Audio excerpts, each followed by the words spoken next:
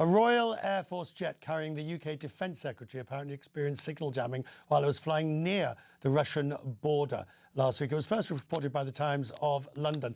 Now, the Secretary, John Healey, was returning from Estonia to the UK when the incident occurred. The plane's GPS was disabled for the entire 3-hour flight. It forced the pilot to use a different navigation system. And the speculation is it's Russia that was behind it all.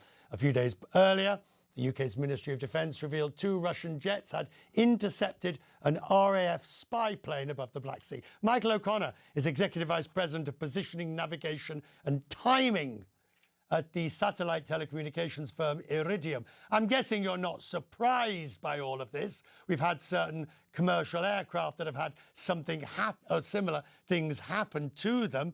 How risky and dangerous is it when it does happen?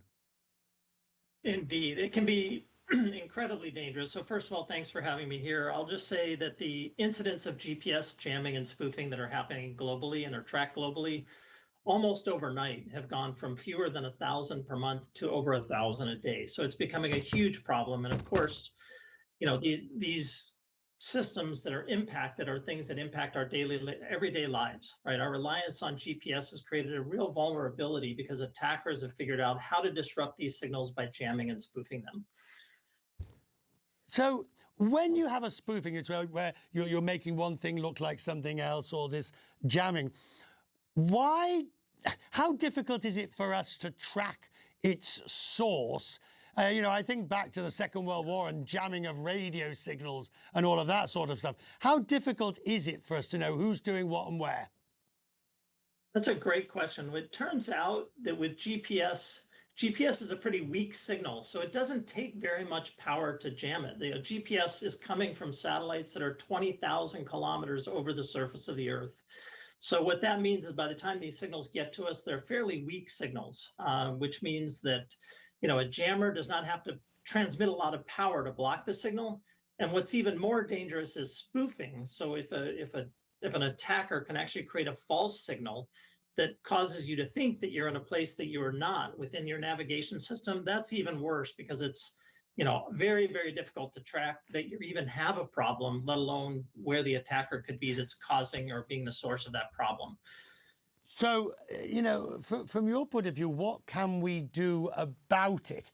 And I'm guessing that if I had a Russian expert on the program, he would say, well, the West is up to it as well. They're all up to it. And I suppose there's probably a little bit of truth in that, though, although you and I will necessarily never know. But what can we do about it? Because clearly any agreement not to do it would simply be broken. I think that's the challenge, especially in a military or wartime environment. The good news is, as you say, industry's been aware of this critical vulnerability for years, and solutions are now available that can help improve resilience to navigation, that can help augment and support GPS. So just as an example, Iridium, the company that I work for, offers a GPS-like signal that comes over our 66 low Earth orbit satellites. And that signal is about 1,000 times stronger than GPS. So that means you do take a lot more power to jam that signal. It can really overcome jamming. And it also has resilience within it based on cryptography. So it can also overcome spoofing. There are other, you know, other providers in industry as well as in governments that are providing additional signals as well. Michael, anybody going on their summer holidays who's worried about all of this? The incidents are rare that we know of in a sense of commercial jets. It has happened. The incidents are rare. Is this something people should be concerned about? I think it's something that we as a society need to be building more resilience into our navigation systems. I think from a day-to-day operations, you know, depending on where your flights may be going, you know, look, aviation systems are very safe and they have resilience and redundancy built into them.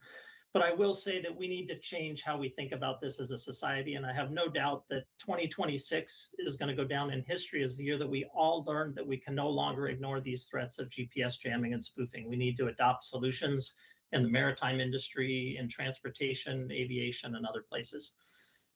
Michael, I'm very grateful to have you on the program tonight. Thank you, sir.